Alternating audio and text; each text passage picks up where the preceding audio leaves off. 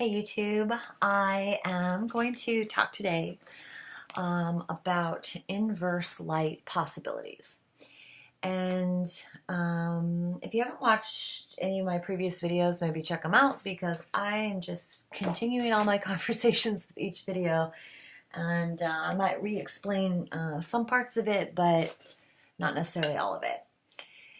And I'm going to attempt to use like some props today. I have a lot on my mind because I haven't made a video in a long time, but I'm going to try to be concise.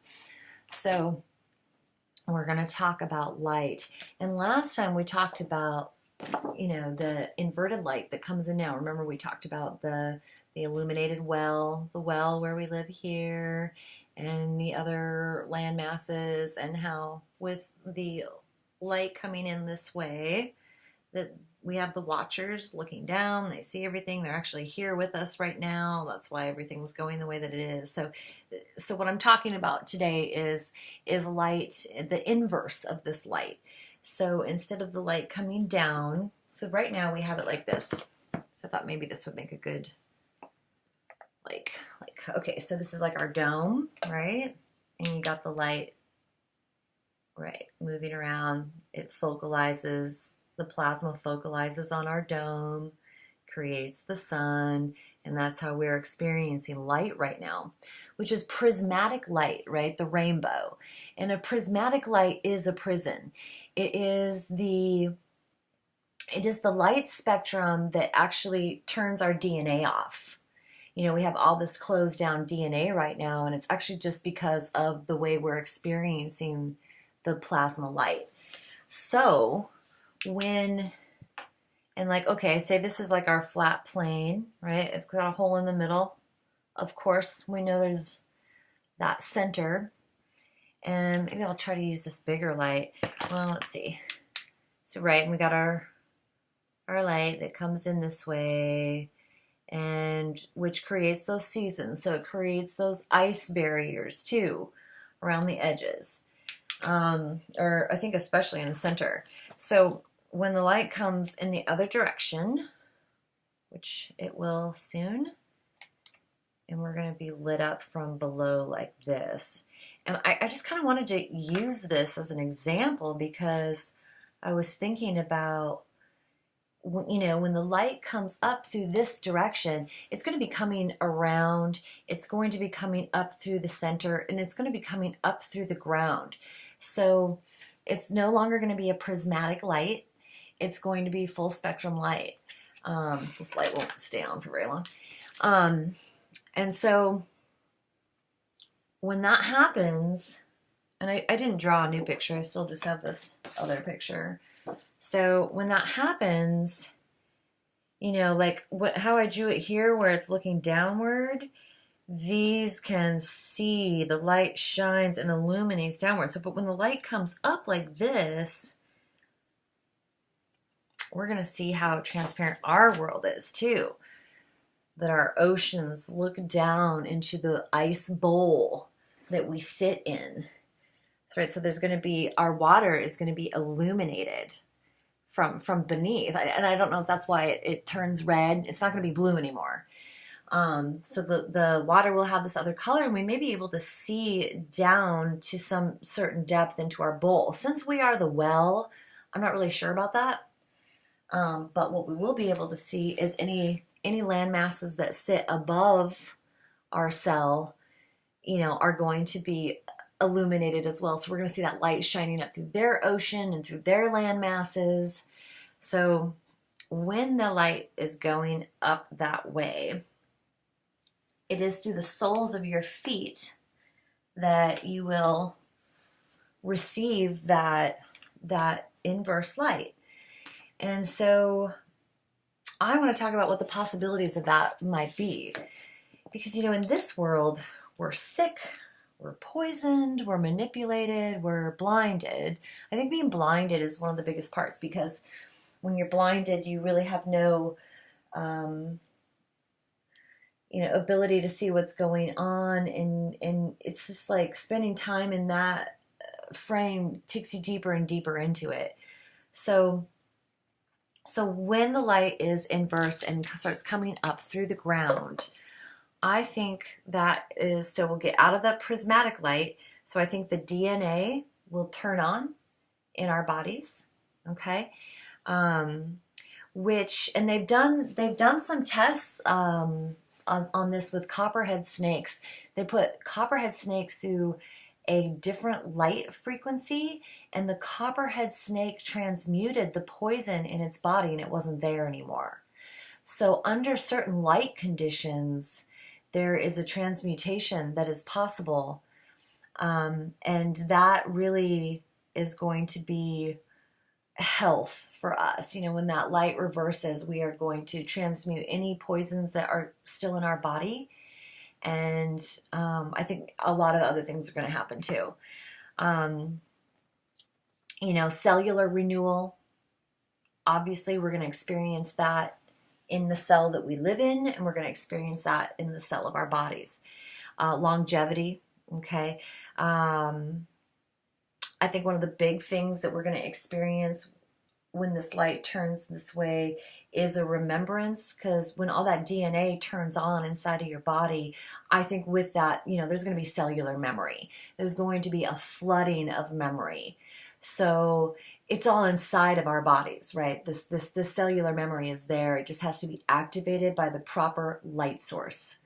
So really, in a way, there's nothing for us to do or to search for in that regard, because it will be turned on like a switch, like a light switch, right? Which I think at that point, of course, is going to give us that electromagnetic frequency ability.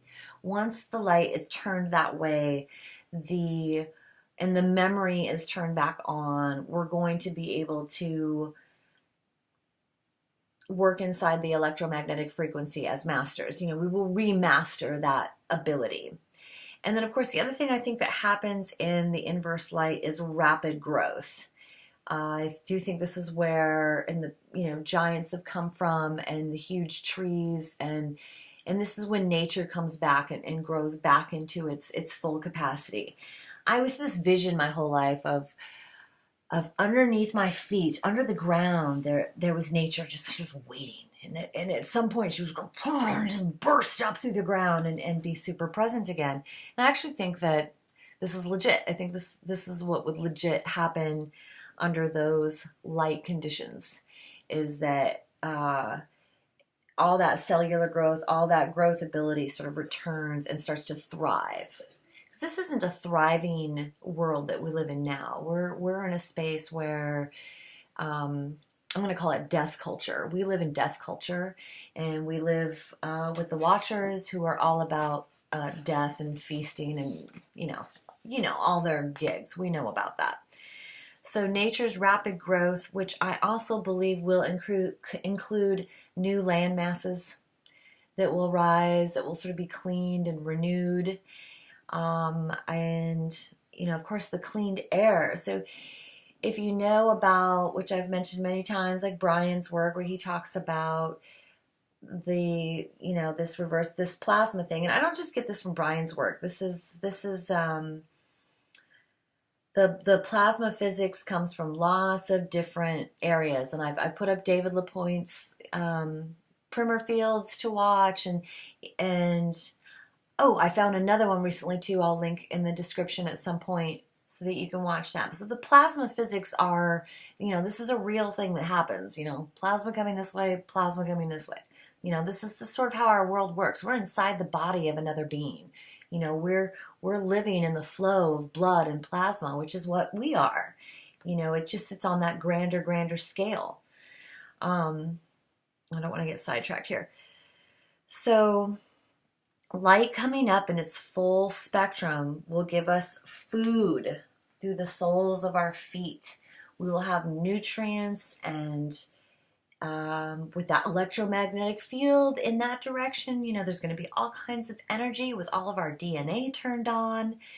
So one of the possibilities I believe exists in this other reality is we don't need to be eating and shitting here. This is not a place where that's just necessary. In the correct light flow, you don't need those things. It's not what you're doing with your time and efforts. It's not about survival. Okay? So when you're there, it's not like this world where you're trying to get by and eat and survive. Um, so so I don't believe there's any eating in that realm. And I think that's why if you watch all of the latest videos from Age of Disclosure, Mud Floods, Mud Fossil University, I mean, everyone's talking about it right now. I can think Jason, who else is talking about the mud floods? Of course, Philip Driznan's work is awesome. New Earth talks about it. And there's all this speculation, Wise Up, there's all this speculation about these buildings. You know, why are there no facilities or a waste management? You know, where was all the waste going? And I really don't think there was any need for it. These buildings are also designed with really open floor plans, open windows, rooms leading into rooms. And I just don't think we use those spaces like we currently use space now, which is sort of all about survival, staying warm, eating, that kind of a thing.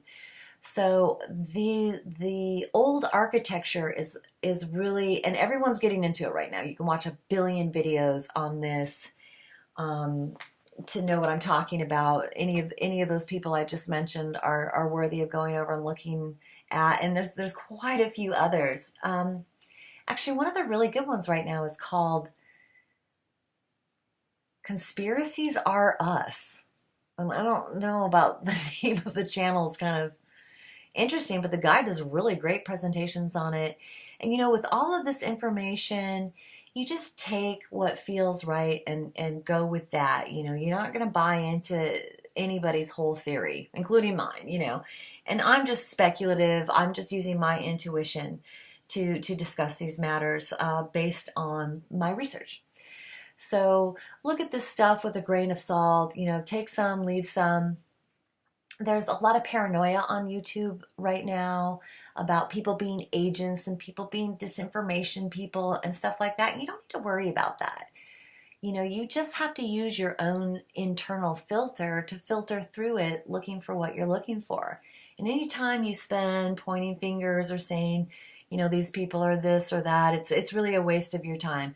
Just look through the information, find what you need, and move on. So all these people are doing all this stuff about these buildings.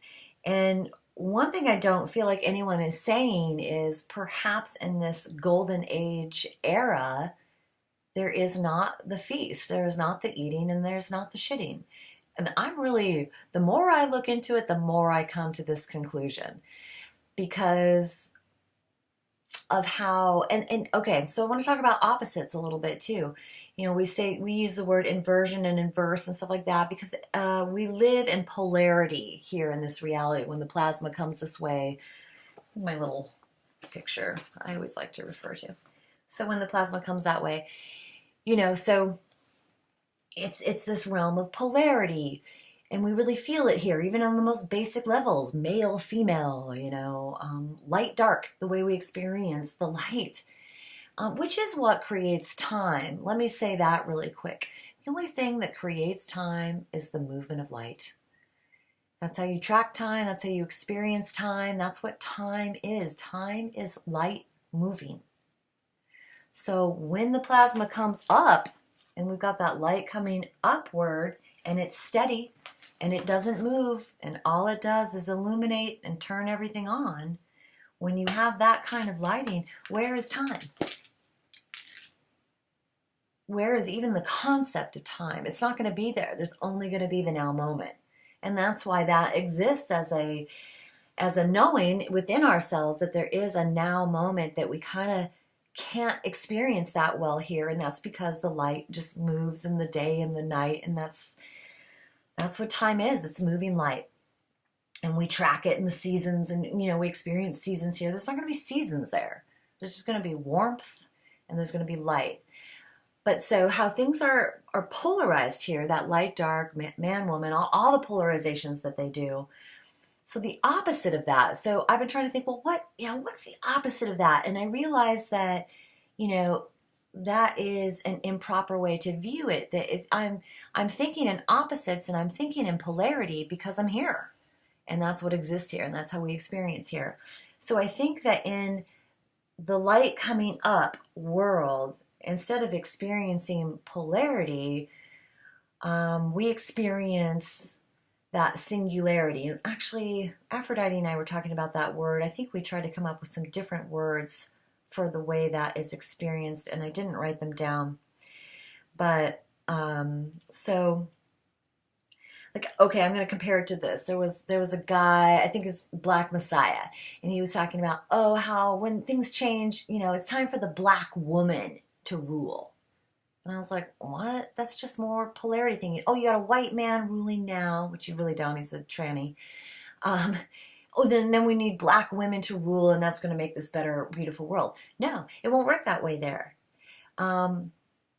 It's not going to be about polarization like that. It's going to be a whole, and there isn't going to be. So I still haven't figured out a way to put words to this, and I'm going to say that it's because our language is polarized. So any word I can think of that is opposite of what the experience is here still stays in that polarity because that's how the language is set up. So it's actually really hard to describe what I'm trying to say. But what I saw, the image I saw in my mind was like a key going into a lock that fit perfectly. And that's how things would come together in the inverse light possibilities. That there would be a mesh or a melding, a coming together, and an appreciation of all aspects. You get rid of this, you see the pyramid in the eye there, right? You get rid of that hierarchical notion, and you just have, the circle. It's eco versus ego. It's all inclusive. It's not separated out the way that things are here. And try to explain it, or try to think of words in your mind that can describe this, and you'll realize how polarized our language is. It actually prohibits me from going into further depth on that. Although I'm going to keep trying. So one of the other inverse light possibilities that I wanted to talk about was sex. Because the sex and the food, they really seem to be a big part of our experience here. And if you haven't watched any of my prior videos either, I'll just say really quickly, I have been doing a lot of biblical study. But biblical study stepped back from, I'm not religious and I don't believe in that kind of reality. I view the Bible, and not even the Bible because that's pretty Masonic, but the old writings. I figure that's kind of a better way to say it, the old writings. There's scriptures, like the Holy Gospel of 12 is one of my favorite ones to look through, the Humane Bible. So these are just flood stories. They're true history flood stories that got turned into religions to control you. So that's a whole nother subject.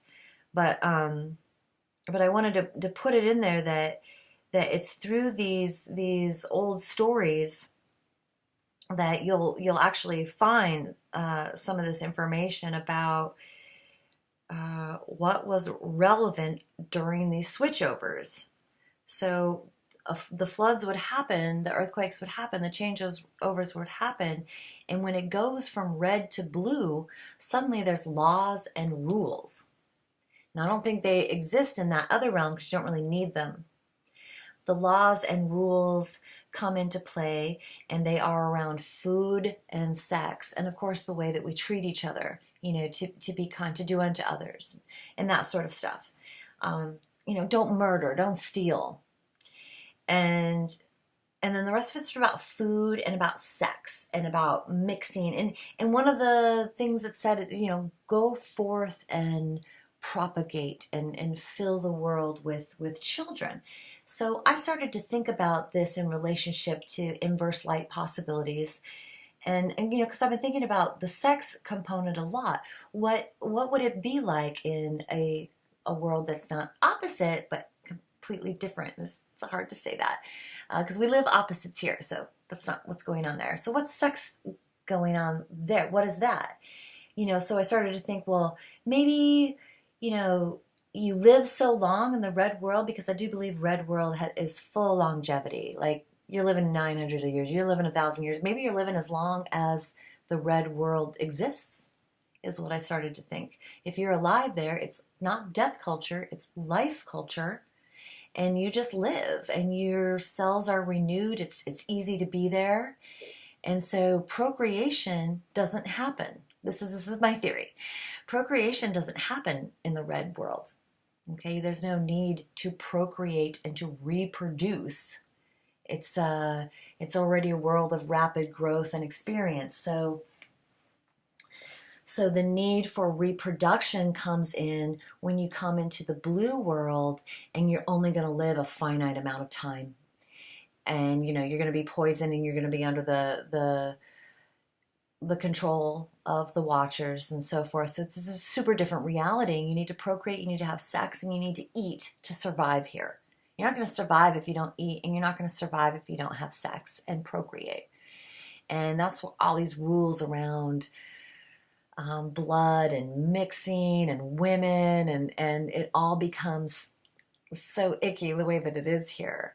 So then I started to think, well, okay, but we have these bodies, and we're going to have, we're going to go into this other world with these bodies, and these bodies have sexual organs and all digestive organs. I mean, most of them are centered around digestion, blood flow, vibratory breathing, and then your sexual organs. So what purpose do these serve in the red world if you're not eating and you're not procreating?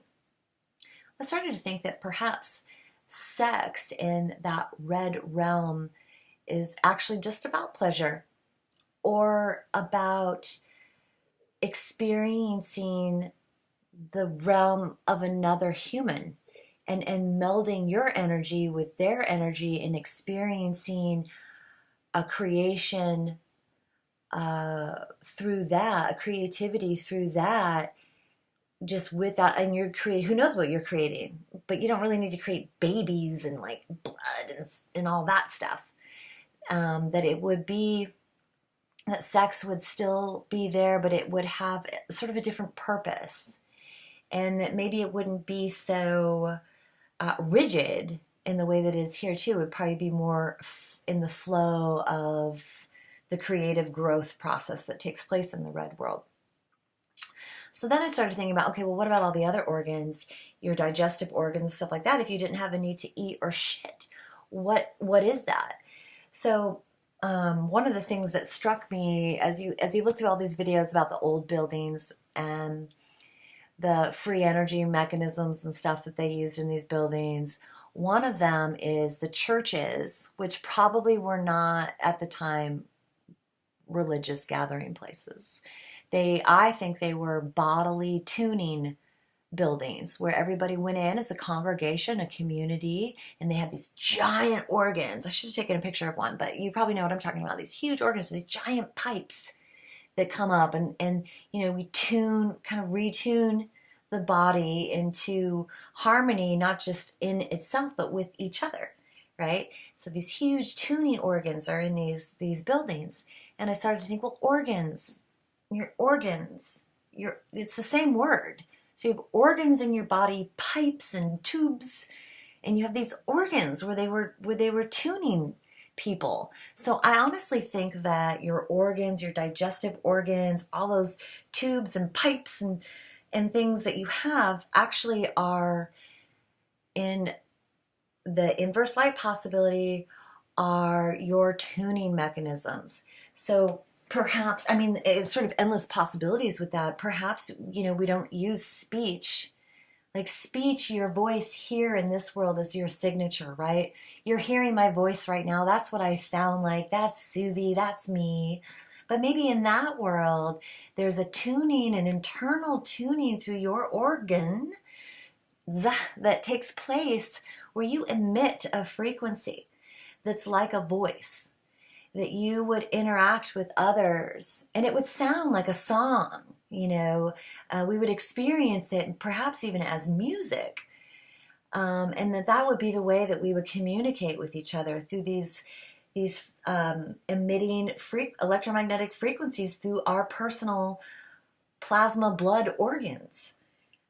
hopefully you're getting a visual on that, and that makes sense, because I don't think they're called organs for no reason. I think there's a very direct correlation between that musical instrument and your body.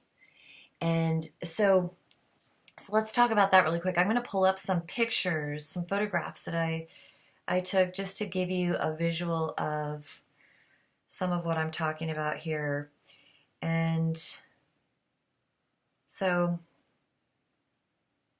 these old buildings, you know, they all have the dome structures, the columns, usually arches, pillars.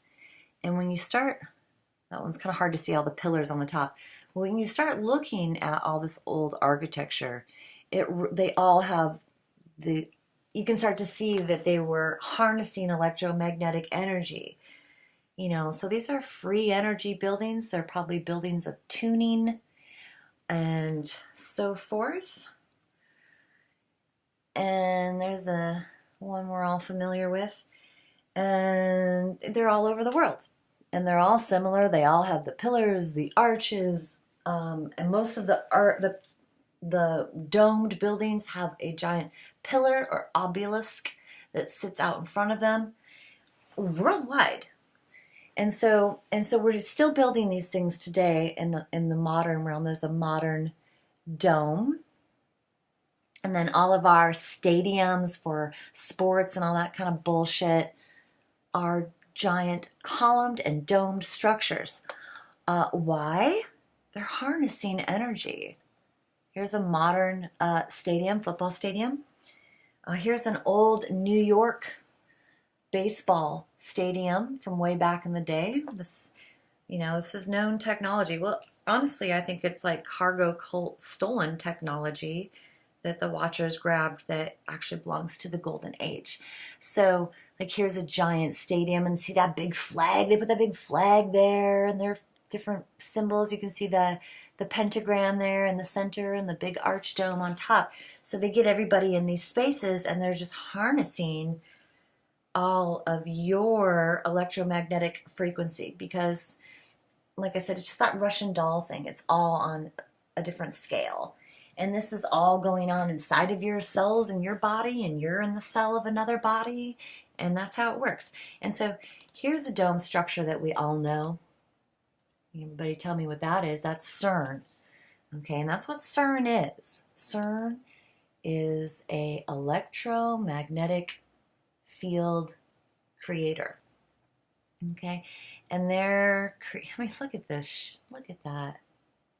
There's writings all over that thing, whatever that thing is. So, okay, so let me really quickly relate these dome-shaped structures that they've built everywhere to something called the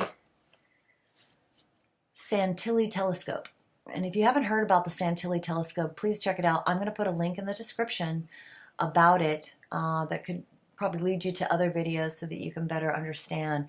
And so, like, a regular Galileo telescope has that convex lens that we're viewing everything with. Well, the Santilli Telescope has a concave lens.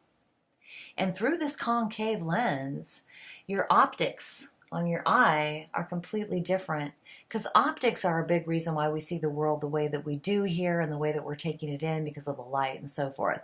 So through the Santilli Telescope, you can see that through that concave lens, what they call entities and stuff. You can see all this stuff going on around these field emitters like CERN. They've captured it around CERN. You can see the entities that are there, and they're from the second heaven. They're the demons that are feeding here. You can see them through these telescopes, through the optics. So the way that we take in light and experience that, it's a huge part of it. It's why we're blinded here and stuff. But so somebody finally figured out through this telescope that some of it can be viewed. You just have to invert things, to see it, because we don't only live in the law of inversion here. We live under the law of confusion. So, that's always going on. That's always in there.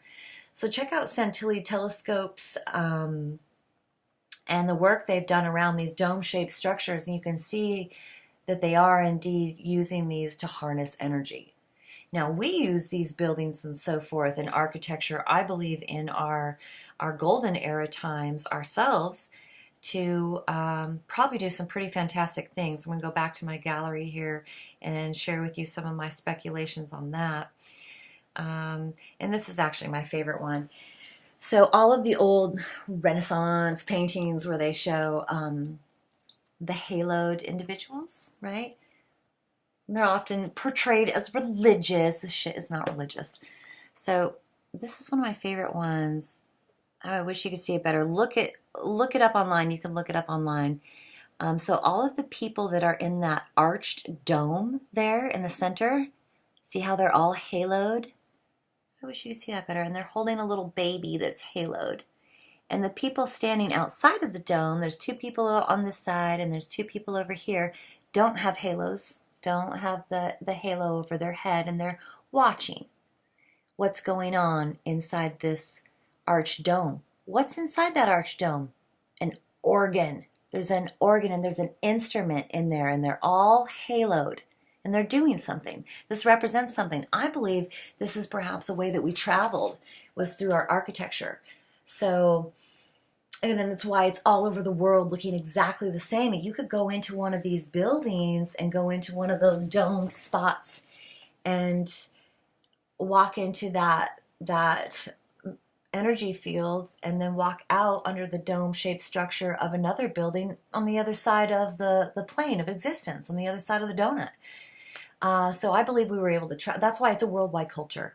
We obviously had a way to travel and to move around that was not necessarily, the way that we do it today, which really makes more sense. And even if we use some kind of ship or something, I actually don't think we did. I think that's the Watchers who use that technology that way, where they're making vehicles and stuff like that. I think that's their thing. I think that with the full spectrum of light and all of our DNA turned on and the need for survival gone, that our abilities are going to be pretty magnificent. And like I said, it's all speculation, but one of the things I have figured out, I'm pretty sure about with the body is that chakra system, that overlay system. I believe they're showing it to us wrong. So I think that the root chakra is here. This is your root chakra. This is your tribal chakra. The red chakra goes on the soles of your feet. And that's why it's red. Okay, that's your connection to the correct plasmic flow of light, and that is how you would probably ignite all of the rest of those chakras, is through that red root. So the red root is not sex. Okay, I think that's still going to be the orange one that's about the creativity and sex and stuff. And it is creativity and sex. You think about what I was saying earlier about, hey, over here there's sex and reproduction. Well, over here there may just be creativity, that we use sex for creativity and melding, and who knows what the possibilities of that could be. So I just wanted to speak to that, that root chakra being down low, and optics. I think I actually covered just about everything. Oh my goodness, did I do it? And then let's go back to my gallery just to give you a couple more examples before we quit, of paintings of them using architecture and that dome, that electromagnetic field. And it's obviously a big deal. There's always like a crowd. There's always people watching what's going on there. So, these are not religious pieces of art. These halos will appear over our heads. We will look like this when we are the L using the electromagnetic frequency. And you notice that most of the depictions with the halos do show, and you can't see it that well there because it's a picture of a picture, but they have gold backgrounds. That whole background behind this is gold. And so you've got different sized people here. You've got some little people and you've got a giant person. I think when we have switchover events, probably from red to blue is when we experience that. But who's knows? That's more speculation on my part. And I just want to put out a little bit too about the concept of where we are being a cell in another body. And, you know, you look at cells and the dome-shaped structures that they create and how they'll stack on top of each other. And there is something to that, you know, neuro pathways that go between, you know, the cells that exist on the different neurons of the brain and stuff like that. This, you know, that's in my opinion me showing you more of where you are as home than NASA's blue marble. And you know, I keep looking into that. Like at first I thought we were just in a big blood vessel, because like a lumen vessel, it's a hollow passage, the vein. It's got a lower pressure, and it has valves, and it has domes. That's how it works in the body. And when you're in an artery, which is the red vein, it is a smaller passageway with a higher pressure. And we will experience that higher pressure when we go into that red world and the growth comes back in. We're going to experience a different kind of pressure than we experience in this world.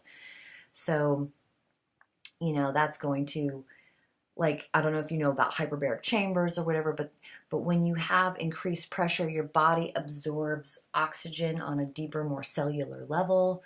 It's going to be a completely different life experience.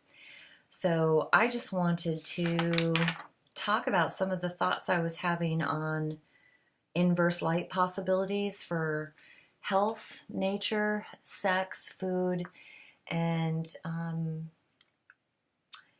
see what you guys thought of that.